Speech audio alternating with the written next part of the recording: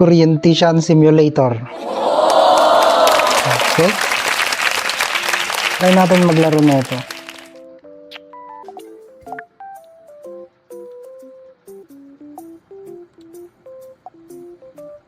Welcome home, kids. So, tutorial. Okay. Okay. Unpack the junk from your car. So, tatanggalin natin itong mga karton-karton na to daw. Find BR. Okay. Go to your laptop. Select your company and logo design. So, ito. Papangalan natin. Orientation.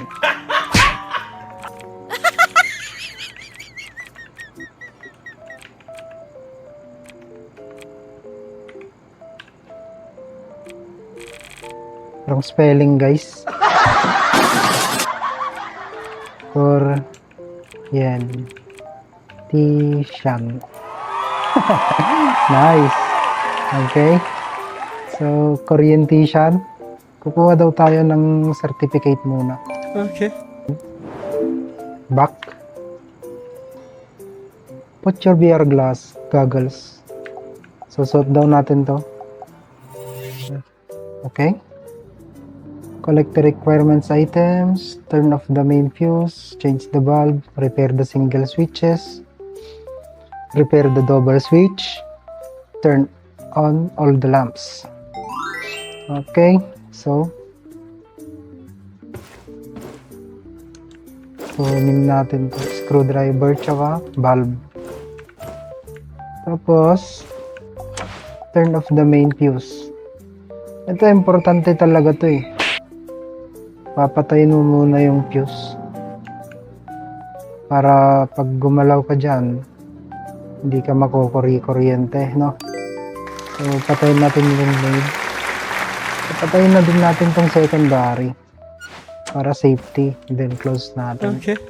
Para kapag may dumating na hindi alam na nag-aayos tayo, kahit isisindi ang main, nakapatay itong mga secondary, safe pa rin. Okay. Pero mas maganda, sabihan muna yung mga yung mga What?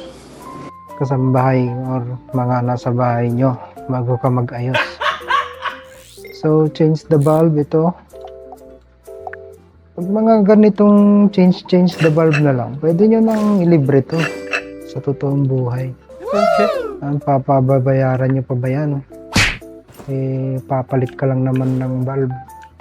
Repair the single switch. So, i-repair daw natin to. Okay? Turn off the fuse first. Importante yan.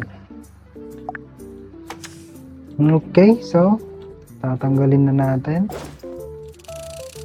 Screwdriver, tatanggalin natin tong cover. What? That's right. And then, ito, papunta to sa lights. And then to source. Okay. So, tatanggalin natin screw dito sa baba yan. And then, sa taas, itong papunta sa lights.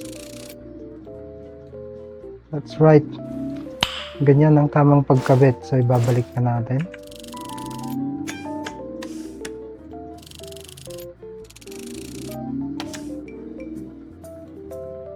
Nice! Nice.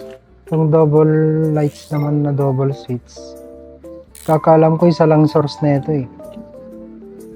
Double switch yan. So tanggalin natin itong cover. Yung screw. Excuse me. Yan.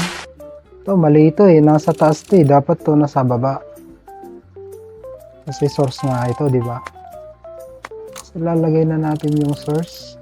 Balik natin screw. And then magkabilang lights. Light A tsaka light B. Balik na natin yung screw.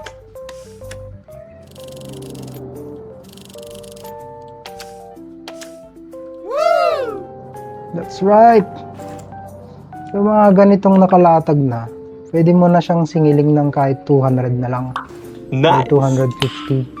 Kasi kakabit mo na lang yung wires eh, di ba? Hindi na ikaw yung naglatag ng wires.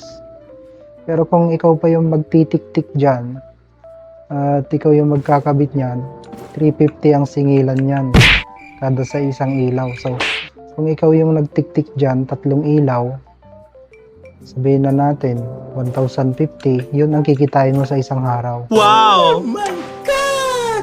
So, switch na natin tong secondary, and then yung main. So, yan, umilaw na yan. Yung isa, single switch. Okay, good. Okay, nice. Looks promising. Okay, good. So, exit na tayo. Yun. So, yun, may certificate na tayo. Orientation. This certificate is proudly presented to Orientation. Placing electrical object. Okay. So, certified electrician na tayo. And then,